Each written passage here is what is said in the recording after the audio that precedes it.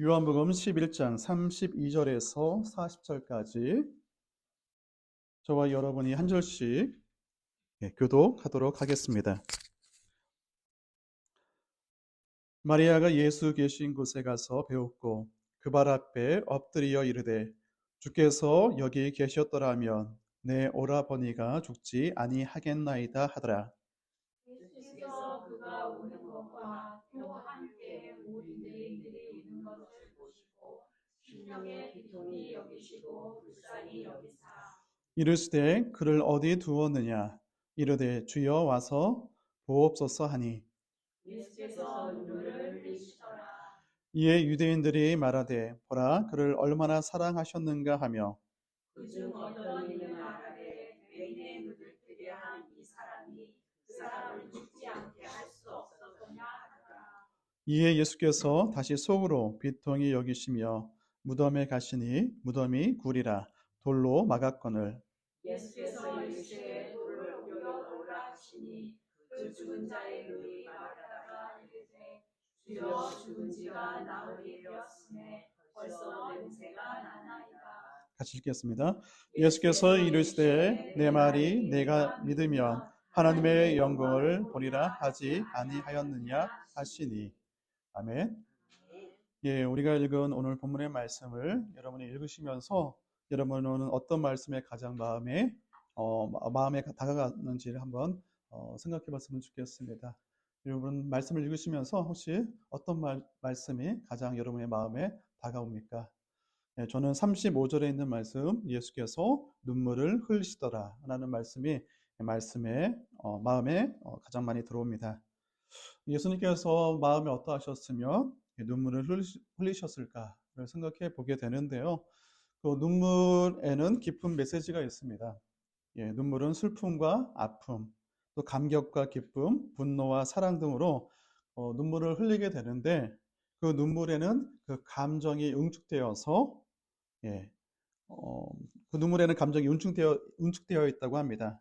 공기 중에 수증기가 있습니다. 그리고 그 수증기가 응축되어서 물방울이 되는 것처럼 그 감정이 응축되어서 눈물로 나온다고 합니다. 근데 눈물이라는 것은 어떤 조그만 감정으로 눈물이 나오지 않잖아요. 그 감정이 쌓이고 쌓여서 그리고 어느 그 감정의 수준까지 그 감정이 쌓이다가 그 선을 넘어버리면 눈물이 나오는 것이거든요. 근데 예수님도 어떤 감정을 가지고 있을 거라고 생각해요. 성경에 있는 말씀을 보니까 예수님께서 웃으셨다는 그런 말씀은 없지만 예수님께서 눈물을 흘리셨다는 말씀이 한 세 가운데 정도 나오거든요. 이 말은 뭐냐면 예수님이 그동안 가졌던 감정이 쌓이고 쌓이다가 오늘 본문에 있는 상황 가운데 더 이상 참을 수 없는 그런 마음 가운데 눈물을 흘리셨다고 저는 생각합니다. 우리가 눈물을 흘릴 때에 그 눈물의 의미를 알게 되면 눈물을 흘리는 사람의 마음을 알 수가 있습니다. 혹시 여러분 중에 여러분이 삶 가운데 누가 눈물을 흘리시는 분이 계시면 그 사람이 흘리는 눈물의 의미에 대해서 한번 생각해 보시면 그 사람이 왜 힘들어하는지, 왜 아파하는지를 다 알 수 있게 됩니다. 그리고 그 의미를 알고 그 사람을 도울 수 있으면 그것이 진정한 위로가 되고 진정한 도움이 되는 것입니다. 여러분들 옆에 있는 분들을 보시면서 혹시라도 눈물을 흘리시는 분인가 한번 늘 관심을 가지시고 그분들에게 힘과 위로가 되기를 주님으로 축복합니다. 아멘. 우리가 성경에 있는 말씀을 보면 내 이웃을 내 몸같이 사랑하라고 말씀하셨습니다.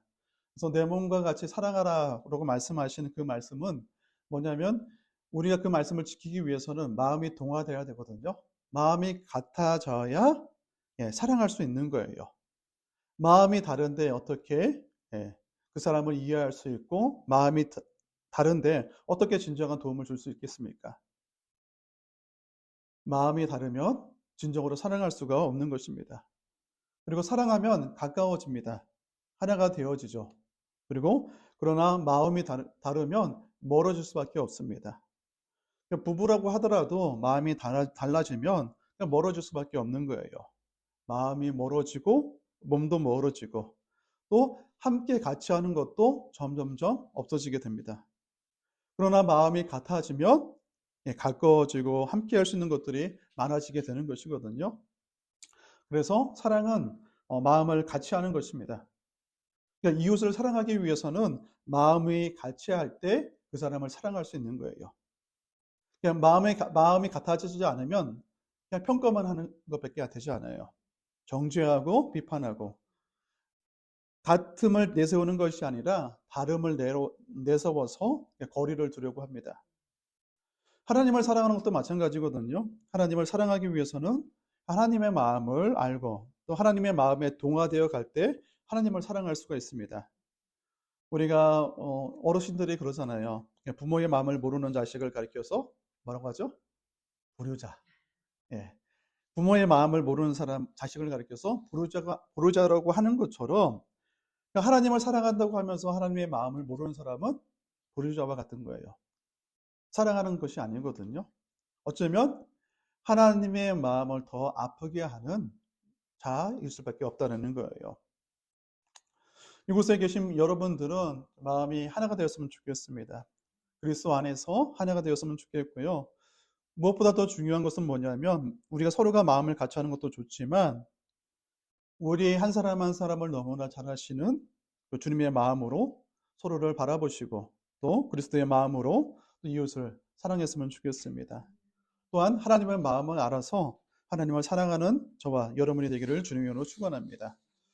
오늘 제가 좀 전에 말씀드렸듯이 우리가 성경을 보면 예수님께서 웃으셨다라는 말씀을 우리가 찾아볼 수가 없어요.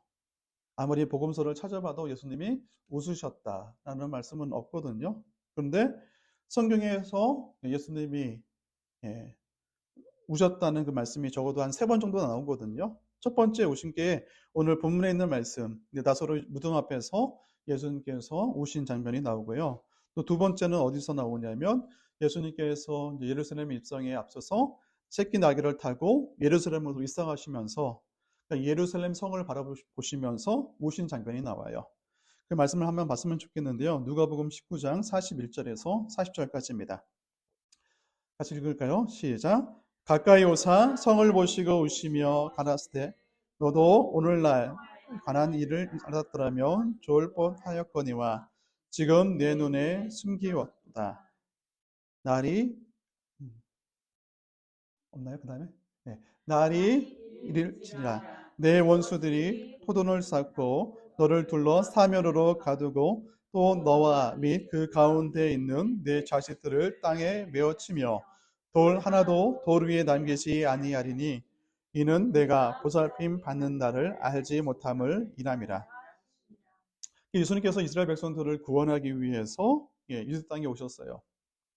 근데 예수님과 그 유대 땅에 있는 이스라엘 자손들이 예수님을 받아들인 것이 아니라 또 영접하는 것이 아니라 오히려 어떻게 했냐면 반역하고 멸시하고 욕하고 십자가에 죽이기까지 했습니다.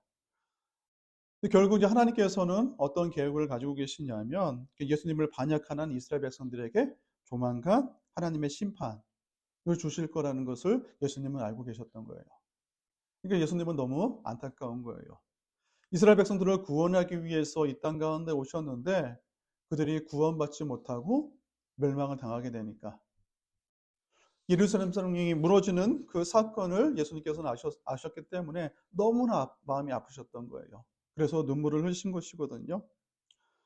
그리고 세 번째 예수님께서 눈물을 흘리신 장면이 나오는데 그 장면은 겟세마네 동산에 있습니다. 복음서에는 예수님께서 십자가의 죽음을 앞에 두고 땀이 피방울처럼 변했다라고 기록된 그런 말씀이 나오잖아요. 그런데 히브리서는 좀 다르게 표현하고 있습니다. 그 말씀을 한번 봤으면 좋겠는데 히브리서 5장 7절 말씀입니다. 다시 읽겠습니다. 시작. 그는 육체에 계실 때에 자기를 죽음에서 능히 구원하실 이에게 심한 통곡과 눈물로 간구와 소원을 울렸고 그의 경건하심으로 말미암아 들으심을 얻었느니라. 이 말씀을 보니까 십자가를 앞에 두신 예수님이 마지막 기도하시면서 심한 통곡과 눈물을 흘리셨다라고 말씀하고 있어요. 이게 뭐냐면 예수님의 마음이 어떻는지에 대해서 히브리서는 그냥 땀만 흘리는 것이 아니라 눈물로 통곡하시면서 기도하셨다라고 말씀하고 있어요. 또 마태복음에 있는 말씀을 보니까 마태도 예수님께서 얼마나 힘드셨는지, 십자가의 죽으심 앞에 얼마나 마음이 고통스러워했는지를 표현하고 있는데, 마태복음 26장 38절입니다.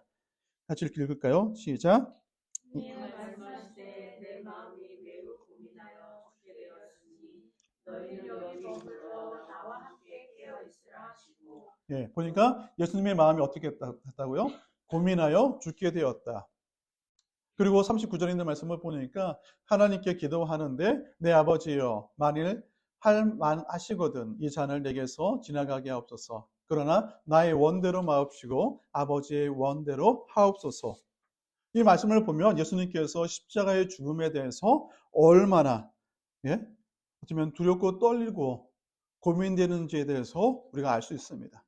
그러니까 십자가 하나님의 아들로서 왔기 때문에 십자가에서 죽으시는 것이 우리는 어쩌면 쉽다고 생각하는데 인간의 몸으로 오셨기 때문에 우리가 느끼는 동일한 감정과 그 고뇌를 예수님께서 당하셨다는 거예요.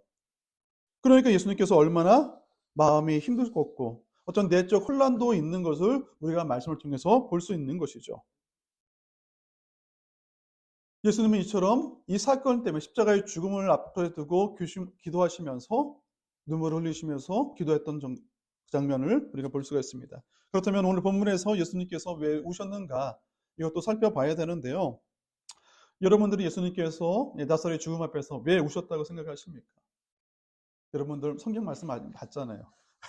그죠? 옆에서 마리아와 마르다가 또 유대인들이 울었으니까 어떤 그 분위기상 울었는지 아니면 여러분의 각자가 생각하는 어떤 생각이 있을 거라고 생각해요. 근데 중요한 것은 뭐냐면 우리가 성경 말씀을 자세히 보면 예수님께서 왜 우시는지에 대해서 그것을 찾을 수 있다는 거예요. 그러니까 앞과 뒤를 살펴봐야 되거든요. 근데 예수님께서 나사로가 죽게 되었다라는 그런 소식을 들었을 때 예수님께서 뭐라고 말씀하셨죠? 나사로가 죽은 것이 아니라 잔다라고 말씀하셨거든요. 예. 11절에 있는 말씀을 보니까 이 말씀을 하신 후에 또 이르시되 우리 친구 나사로가 잠들었도다. 그러나 내가 깨우러 가노라.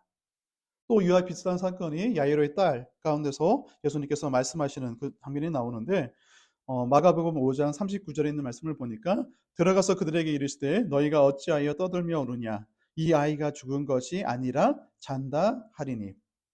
사람들이 소녀의 죽음을 보고 슬피 울었지만 예수님은 이 아이가 죽은 것이 아니라 잔다라고 말씀하셨다는 거예요.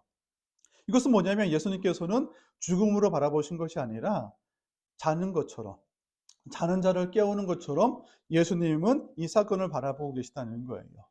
그러니까 사람들이 이 아이가 죽어서 더 이상 살아나지 못할 거라는 그런 슬픔과 어떤 마음의 고통을 동일하게 예수님께서 느끼시고 계신 것이 아니라 그냥 자내고 다시 깨어날 수 있는 그런 아이로 바라보기 때문에 예수님께는 그 아이가 죽은 것 때문에 우신다는 그런 논리가 맞지 않는 거예요.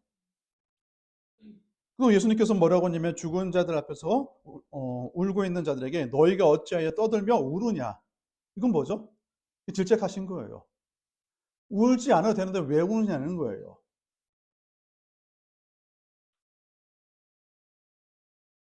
지금 뭐냐면 예수님은 그 죽음 때문에 우신 것이 아이의 죽음 때문에 나사로의 죽음 때문에 우신 것이 아닌 것을 우리가 볼 수 있습니다. 그런데 오늘 본문에 있는 말씀을 보니까 예수님께서 눈물을 흘리셨다 라고 말씀하고 있는데 그러면 이 예수님께서 눈물을 흘리신 이유가 다른 이유가 있다라는 거예요.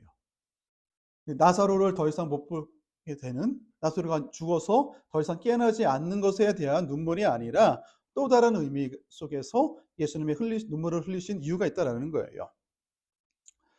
또 오늘 말씀을 보니까 예수님께서 죽은 야이로의 딸의 죽음을 보고 거기에 있던 사람들에게 너희가 어찌하여 떠들며 우느냐라는 표현이 나와 있지 않지만 예수님은 나사로가 죽을 줄도 알고 계셨고 또 그 사건이 어떤 것으로 드러나는지에 대해서 이미 알고 계셨거든요. 그래서 사전에 있는 말씀을 보니까 하나님의 영광을 위한 일이요, 하나님의 아들을 영어롭게 하려고 하시는 일이라고 말씀하셨잖아요. 이미 말씀하신 거예요. 그러니까 이 죽음의 사건이 죽음으로 끝나버리는 것이 아니라 또 다른 하나님께 영광이 드러나는 거, 또 하나님의 아들로서 오신 예수님께 영광이 되는 사건으로 바라보시기 때문에 이 죽음에 대한, 슬픔에 대한 그 눈물, 그 의미가 아니라는 것을 우리가 알 수가 있습니다. 그렇다면 예수님께서 나사로의 죽음으로 인해 사람들이 슬퍼하는 것으로 동화되어서, 그러니까 옆에 사람이 누가 울면 우리도 마음이 슬플 때가 있잖아요. 초상집에 가면 옆 사람이 곡하는 사람이 있잖아요. 곡하는 사람 옆에 있으면 우리도 마음이 슬퍼지는 것처럼, 그러면 예수님께서 죽음 때문에 헤어진 가족과 헤어지는 그런 아픔 때문에 울고 있는 사람 때문에 마음이 동화되어서 눈물을 흘리셨을까를 생각해 보면 그것도 아니라는 거예요.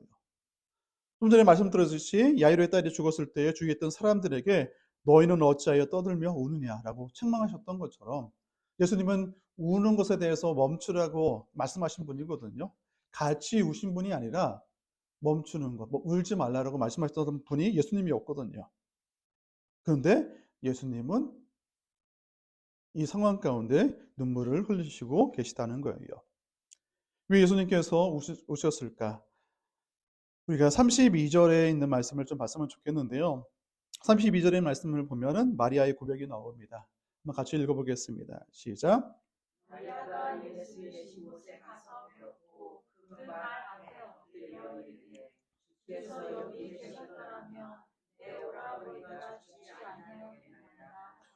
좀 마리아가 예수님께 주께서 여기 계셨더라면 내 오라비가 죽지 아니하겠냐라고 말씀하고 있는 것을 볼 수가 있어요. 이 말을 자세히 보면 누구 때문에 죽은 거죠? 예수님 때문에. 병이 들어서 죽었지만 예수님이 여기 계셨으면 살 수 있는데 예수님께서 여기 계시지 않았기 때문에 죽었다라고 이렇게 고백하고 있다라는 거예요. 마리아는 예수님이 누군지를 알았던 사람이거든요. 말씀을 듣기 위해서 말씀을 정말 사모했고 예수님의 가르침을 듣기 위해서 예수님 가까이 나아갔던 그 여인이거든요. 그리고 예수님과 가까이 있으면서 사랑의 관계를 가졌던 사람이기 때문에 예수님이 누구인지에 대해서 다른 누구보다 더 알 텐데, 지금 예수님께서 지금 안 계셨기 때문에 우리 오빠 나사로가 죽었다라고 푸념을 하고 있는 거예요.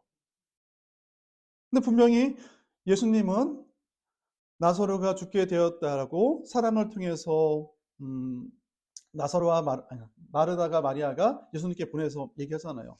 그때 예수님께서 뭐라고 말하냐면 이 병은 죽을 병이 아니라 하나님의 영광을 위함이요 하나님의 아들이 이로 말미암아 영광을 받게 하려 함이라라고 말씀하셨거든요. 그렇다면 이 얘기를 듣고 예수님께 왔던 사람이 마리아와 마르다에게 돌아가서 이 얘기를 전했을 거라는 거예요. 그런데 그것을 과연 믿었는가 생각해 보면 믿지 않았을 거라고 생각해요.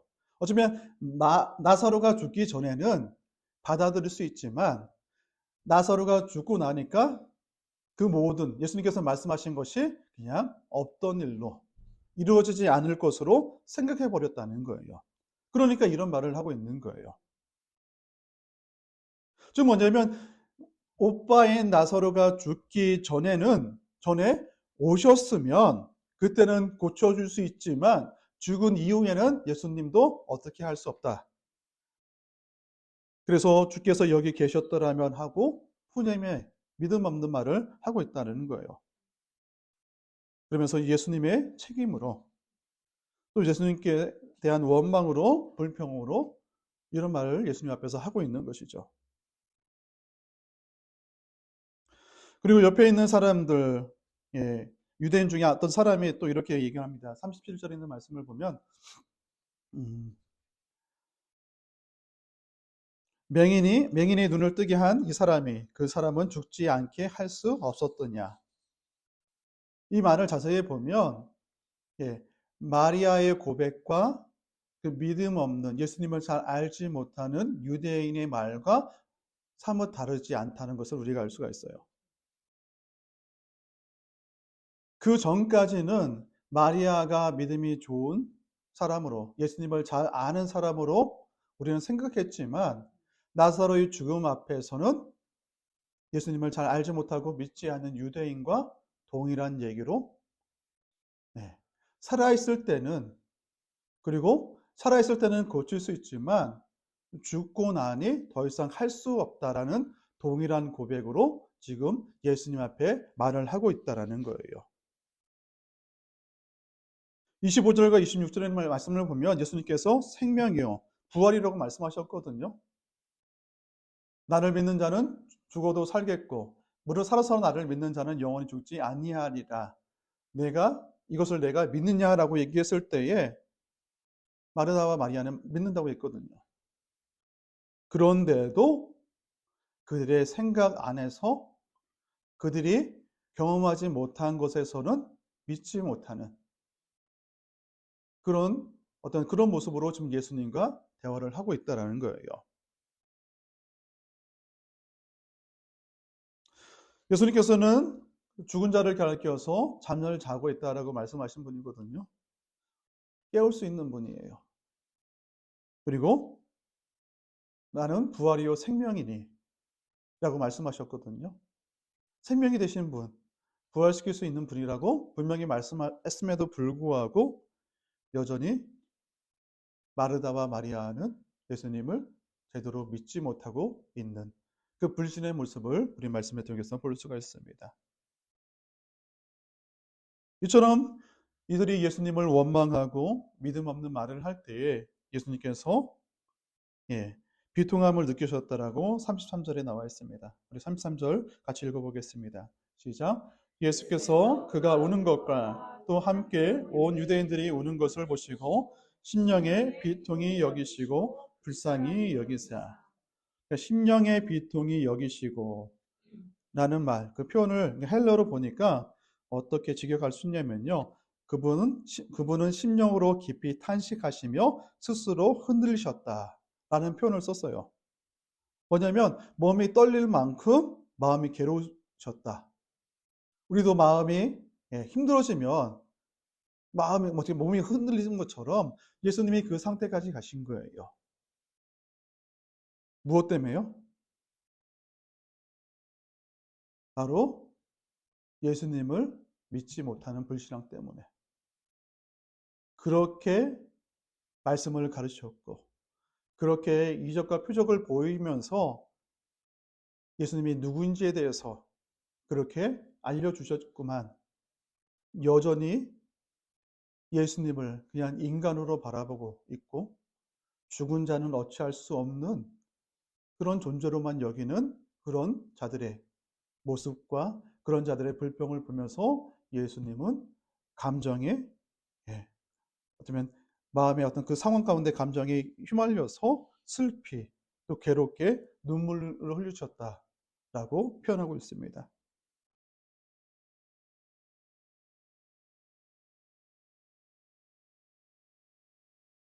예수님께서는 분명히 하나님의 영광을 위한 병이요 이 일로 주님께서 영광을 받으실 것이라고 말씀했는데도 불구하고 이 말씀이 전혀 그들에게는 아무런 위로가 되지 못하고 힘이 되지 못하는 것을 볼 수가 있습니다.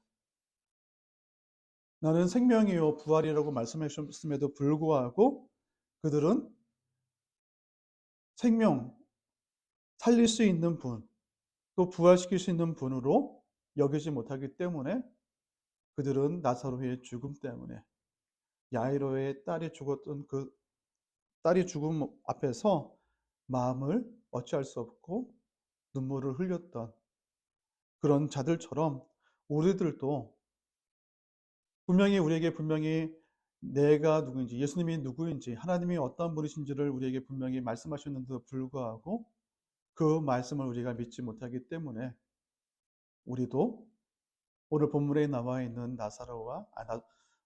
마리아와 마르다 그리고 유대인의 어떤 사람처럼 예수님께 나와 믿음 없는 고백으로 나갈 때가 있다는 것을 여러분이 깊이 생각해 봤으면 좋겠습니다.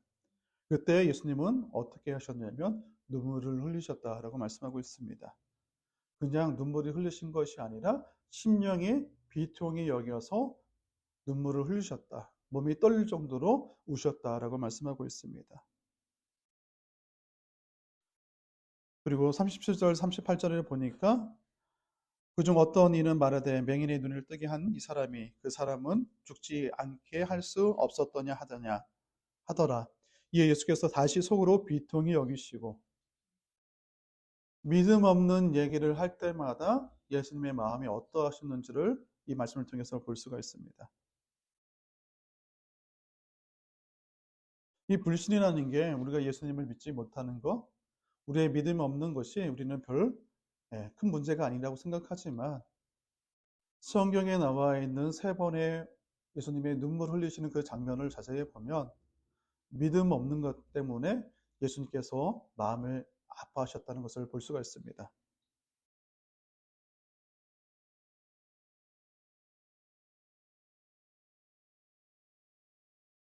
35절에 예수님께서 왜 우시는지에 대해서 다시 한번 생각해 보면 좋은 자가 불쌍해서 우신 것도 아니고 산자들이 불쌍해서 우신 것도 아니고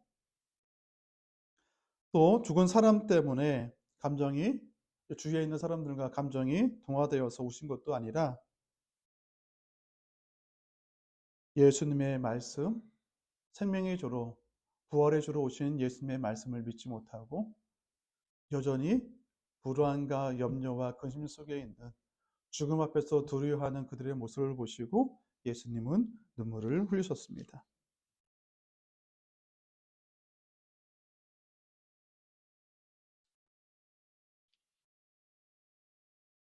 이처럼 예수님이 누구신지 제대로 알지 못하면 믿을 수가 없습니다.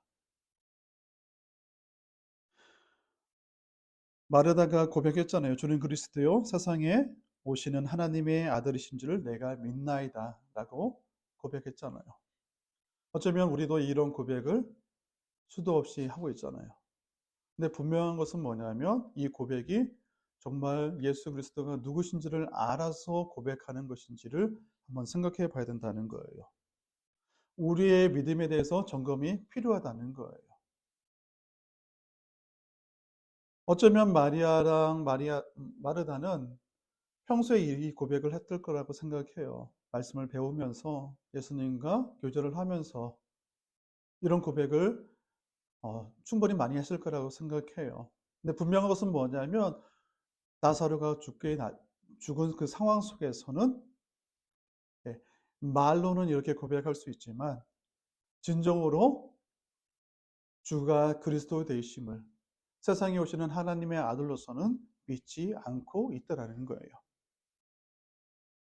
우리의 믿음도 어쩌면 말뿐인 그런 믿음이 될 수 있다라는 거예요. 아직 우리가 어려운 일을 닥치지 않았으니까 잘 모를 수도 있어요. 죽음 앞에 서지 않았으니까 잘 모를 수가 있어요. 근데 분명한 것은 뭐냐면 예수님께서 이 사건 가운데 눈물을 흘리셨던 가장 큰 이유는 뭐냐면 예수님께서는 이제는 잠시 후면 십자가를 지시게 될 상황이 다가오고 있거든요. 그 시간이 다가오고 있거든요. 그런데 자기들과 함께 했던 자들의 믿음을 보니까 너무 안타까운 거예요. 함께 하시면서 그렇게 가르쳤고 함께 하시면서 그렇게 보여줬는데도 불구하고 여전히 믿음 없는 것을 보시고 너무나 마음을 아파하셨다는 거예요. 예수님은 믿음을 통해서 구원을 얻기 위해서 구원을 얻도록 하기 위해서 이 땅 가운데 오셨는데 그들 가운데 믿음이 없으니 얼마나 예수님은 마음은 힘드셨을까? 얼마나 마음이 아프셨을까를 생각하게 보게 됩니다.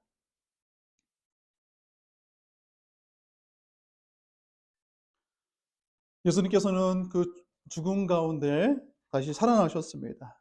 그리고 부활하셔서 많은 증인들 앞에서 나타나시고 이후에 하늘로 승천하셔서 하나님 우편에 앉아 계십니다. 그리고 지금은 우리를 바라보고 계십니다. 근데 우리를 바라보실 때에 무엇을 가장 깊게 보실까를 한번 생각해 보면 저는 예수님께서 우리의 믿음을 보시고 계실 거라고 생각합니다.